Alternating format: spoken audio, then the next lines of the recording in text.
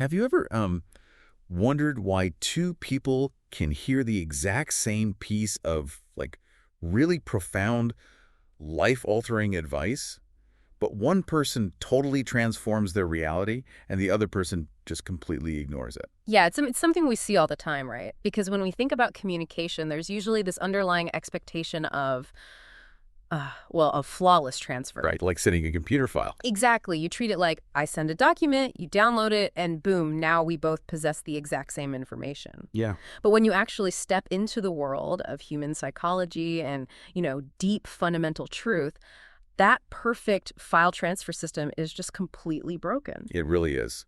And, that dynamic is exactly what this deep dive is all about today. Because it proves that the message itself is only ever really half of the equation. Right. We focus obsessively on crafting the perfect argument or giving the perfect piece of advice, but It's really about the environment where those words are landing. The destination matters just as much, if not more, than the origin. which brings us to the mission for today's deep dive. We are exploring this fascinating psychological framework that's built around one of the most famous ancient metaphors in history, which is the parable of the sower. But we're taking a completely different angle here, which is what makes the source material so interesting. Yeah, we aren't looking at this as some quaint agricultural story. And just to be super clear right up front, we aren't here to endorse any specific theology or take any religious sides. Right. We're just unpacking the original logic of this ancient architecture exactly as the source presents it to see what it reveals about human nature. Exactly. Like how the mind filters information. Yeah. And why you either retain or completely lose the most important truths you encounter. So when you look at the foundational analogy here in the text, it establishes a very binary starting point. You have the seed and you have the soil. Okay, so let's break that down. Well, in this framework, there are really only two types of seeds. There's an incorruptible seed, which represents ultimate divine truth. And then there's a corruptible seed representing deception or like the devil's influence. But the real variable, the thing that determines the outcome of everything, is the soil. And the soil isn't literal dirt. Right. No, not at all. Drawing from references the speaker makes to 1 Corinthians 3, the soil is the human heart. Or if you zoom out to a macro level, the collective soil is the world. It's the human mind acting as a receptacle. Exactly. And what immediately stood out to me when going through this was just the sheer preciousness assigned to this incorruptible seed. Yeah, it's treated with such reverence. Right. It's not treated like, cheap grass seed you just buy in bulk at a hardware store and toss everywhere. No, the imagery the source uses paints a picture of a truth so rare and profound that a farmer might keep it, like tucked away in a sock, hidden in the corner of a room for 6,000 years. Just waiting for the exact right spring to finally plant it. Exactly. You don't take a treasure that you've guarded for millennia and just casually scatter it onto a cement sidewalk or like a sheet of glass. Which connects directly to that ancient instruction from Matthew 7, right? Yeah. The whole thing about not throwing pearls before swine. Right. The underlying principle is that ultimate truth shouldn't be wasted on a mind that is entirely unprepared or just unwilling to receive it. Because if you throw a seed on glass, it doesn't just fail to grow, it gets exposed, destroyed, or stolen. The environment has to actually match the value of the seed. But hold on, because my immediate reaction to that, if we think about it logically, if this seed is the ultimate truth, right, like the literal key to existence or eternal life, shouldn't the goal be to broadcast it as loudly and widely as possible? I think so. Right. I mean, if you have the cure to a disease, you don't hide it in a sock or speak about it in weird riddles. You put it on a giant billboard. Why would anyone intentionally hold it back? It's a completely natural reaction to have, but it actually sets up the central tension of this entire philosophy. Holding back the seed isn't about elitism or exclusion. Okay, then what is it about? It is entirely about capacity. A billboard might reach 1 million pairs of eyes, but if the minds behind those eyes don't possess the structural capacity to process the truth, the broadcast is totally useless. It's worse than useless. It actually damages the seed. And this concept of capacity explains one of the most misunderstood historical details about this parable. Which is why the message was delivered in a code in the first place. Yes, the filter mechanism. When you realize what's actually happening in Matthew 13, it completely flips the script. Because usually it's taught that Jesus used parables to make complex ideas easier for the common people to understand, like a simplification tool. Right, like a children's story. But the source argues it was actually the exact opposite. He used parables as a deliberate, highly sophisticated filter. Okay, I love this part. Break down the psychology of the crowd gathering by the sea. Well, you have to realize they weren't all genuine seekers of truth. Many were just, spectators looking to join the fun, catch a miracle, or even find a flaw in the teaching so they could trap him. So it was just a chaotic, cynical environment. Very much so. So he stands on a boat, speaks in this deeply confusing riddle about a farmer and some birds, and then He literally just leaves. he literally leaves. He finishes the story, gets off the boat, and walks into a house. He makes zero effort to explain it to the masses standing on the shore. That is wild to me. That physical separation is the actual manifestation of the psychological filter. Exactly. He creates a massive barrier to entry. Only the 12 disciples actually took the initiative to follow him inside the house and ask what the riddle meant. The parable was custom designed to separate the genuine, hungry seekers from the casual, cynical observers. Yep. The people who just wanted a show stayed on the beach. The people who actually wanted the truth had to get up and move. And the source brings up an even more extreme example of this filtering in action, right, in John 6. Oh, yeah. This one it's intense. Jesus tells a massive, super eager crowd that they must, quote, eat his flesh and drink his blood. And understandably, the crowd is horrified. I mean, wouldn't you be? They take it literally. They find it highly offensive, and a massive portion of his followers just abandon him right there on the spot. But Peter stays. He does. And Peter's reaction is the absolute blueprint for how a receptive mind operates. He didn't stay because he had a perfect scholarly grasp of the metaphor. He was probably just as confused as everyone else. Almost certainly, but he possessed a different underlying mindset. He recognized that despite the abrasive and confusing packaging, these were the words of eternal life. His baseline intention was just different from the crowd's. And the text explains this as being in heaven, referencing John 3:33.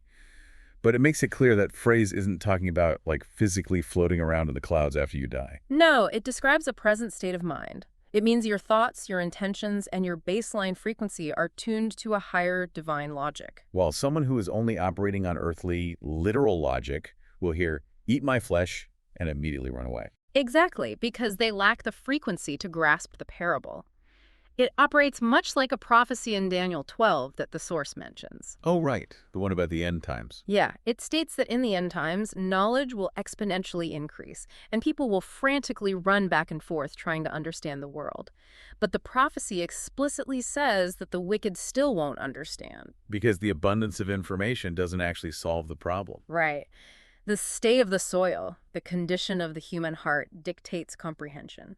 You can be absolutely drowning in data, but if your internal framework is flawed, you'll remain entirely ignorant. It makes me think of a unique kind of paywall. Like, you know when you find a crucial piece of research you really need to read online? Oh yeah, and it asks for $20. Right. But instead of the currency being a subscription fee, the currency required to unlock this information is genuine curiosity and the willingness to look foolish. That's a great way to put it. You have to be willing to follow the teacher into the house, admit your own ignorance, and say, I don't get it, please explain.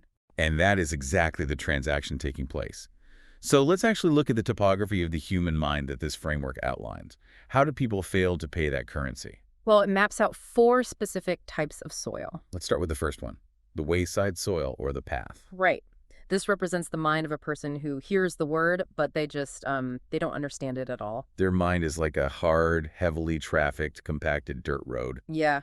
They have so many other thoughts trampling over their consciousness that the seed just sits on the surface. It can't penetrate. And because it's left exposed, it gets snatched away immediately. And the mechanism of what snatches it is profound. It's the birds, but these aren't literal birds. Right. They represent intrusive thoughts, evil spirits, or active opposition. Yeah. The speaker ties this into Revelation 18, which describes a cage of every unclean and hateful bird, like crows or bats. So when you hear a profound truth but fail to internalize it, you leave it sitting in the open. You expose it, and those dark, psychological birds swoop in to steal it before it can even sprout. If you don't take a truth and immediately begin working it into the deep fabric of your understanding, it just remains vulnerable. It'll be stolen by a notification on your phone or a sudden wave of doubt or just sheer distraction. Which leads us to the second type of mind, the stony ground. And this is a drastically different failure mechanism. Completely different. The stony ground is the person who hears the word and has a massive, immediate emotional reaction. They are absolutely thrilled. This is the person who flatters the teacher, brings him gifts, cries tears of joy on day one, and feels totally transformed in an instant. They get the dopamine hit. Yes. Yeah. It perfectly describes the, hype beast of the self-improvement world. Oh, absolutely. It's the guy who decides he's going to get fit, so he buys a $500 gym outfit, posts a motivational video, and praises his new trainer to the moon on Monday. But he completely quits on Tuesday? The exact moment his muscles actually start to ache. The enthusiasm is incredibly real in the moment, but the soil is completely full of rocks. Because enthusiasm mimics growth, but it is not a substitute for depth. Since they have no root system, the moment the sun comes out, which represents tribulation, hardship, or persecution, they instantly wither. The heat of reality just burns them up. Yeah. And what are those stones blocking the roots? The source explains they are a person's ego.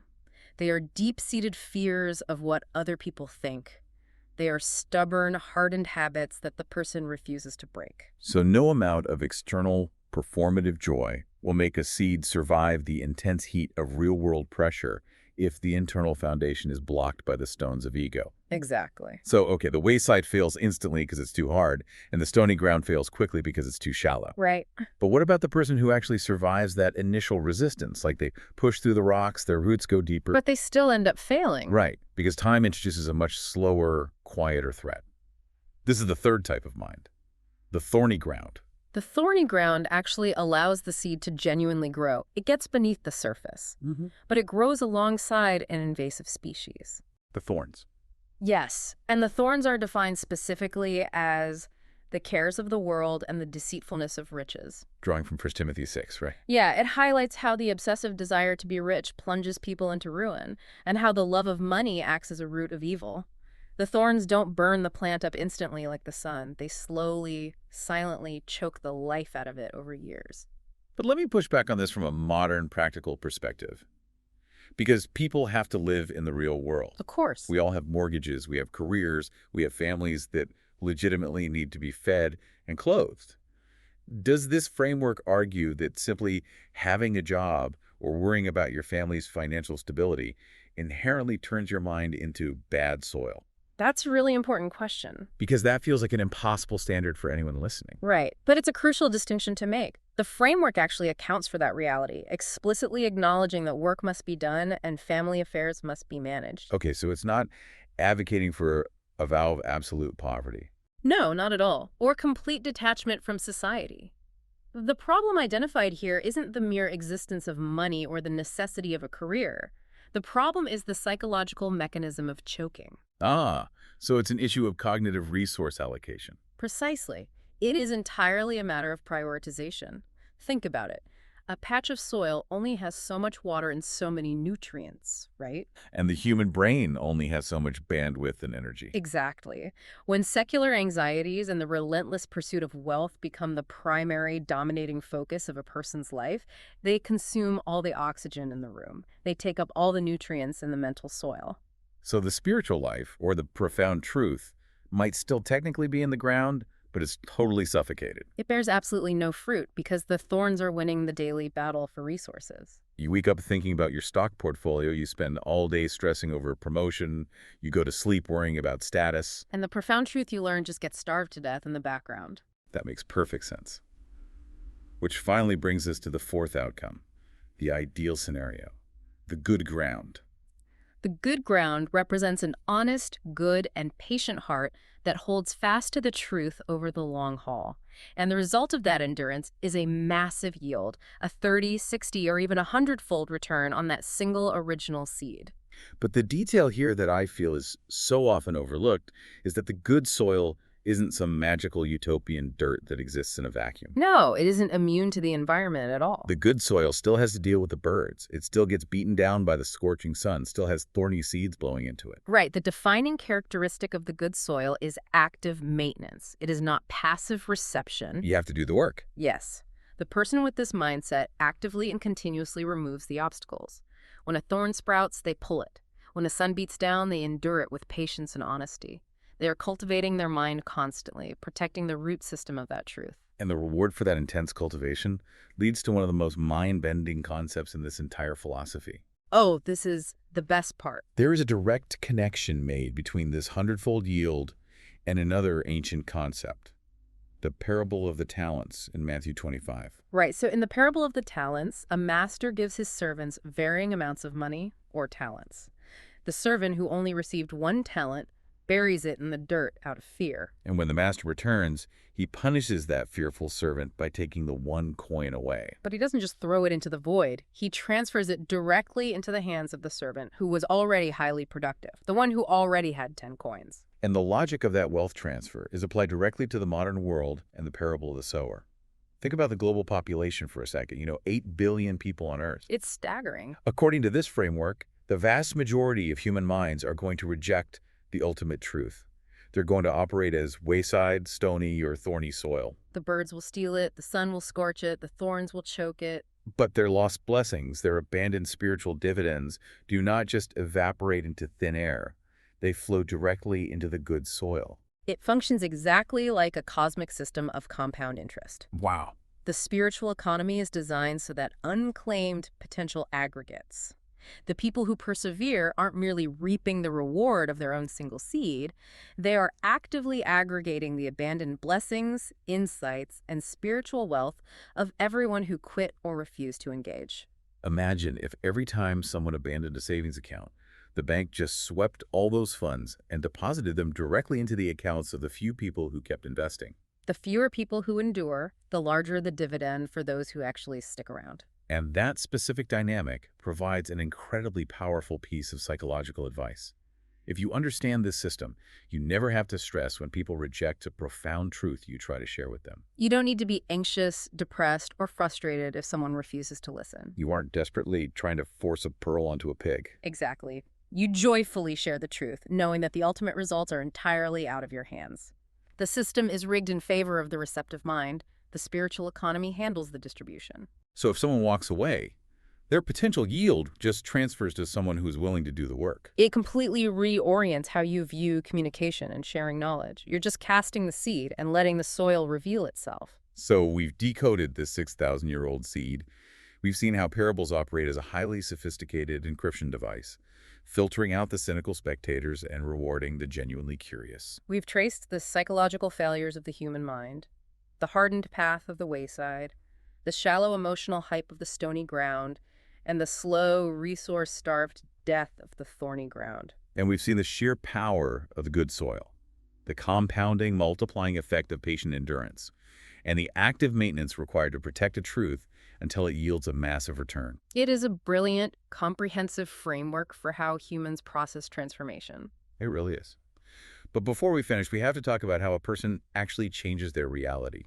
We've described these 4 types of soil, and I think it's easy to listen to this and think, well, I have a lot of anxiety, so I guess I'm just thorny ground forever. Right, or I'm defensive and stubborn, so I'm permanently stony. Yeah. And that fatalistic view is exactly what human nature defaults to. People fiercely defend their stones. They will tell you, this is just who I am. My personality is just naturally anxious, or I'm just a skeptical, hard-headed person. They treat their soil type like an unchangeable genetic trait. But the framework introduces the concept of the plow. The plow. The act of turning hard, unyielding earth into soft, receptive soil is achieved through teaching. But real teaching, the kind that fundamentally alters your soil, is not comfortable. No. When a teacher truly challenges your core beliefs, when they present a truth that contradicts your established worldview, it feels incredibly invasive. It's described in the source as feeling like someone is literally reaching into your chest and violently pulling rocks out of your heart. Because the plow is a sharp blade. It cuts up the hardened earth, it rips out the established root systems of the thorns, and it violently overturns the stones. It is a painful disruption of your mental status quo, and our instinct is to rebel against that pain and just run away. But here's the final thought I want you to mull over today. If you can recognize that pain, not as an attack, but as cultivation, everything changes. It really does. Think back to our opening question about the 2 people hearing the exact same advice. The message itself hasn't changed. The power is in the environment, and your environment is not fixed. Not at all. If you are willing to endure the sharp, uncomfortable blade of the plow, if you are willing to let your ego and your deepest anxieties be ripped out of you, even the hardest, most impenetrable mind can be transformed into good ground. You have the power to change how you receive the truth. You have the power to change your soil,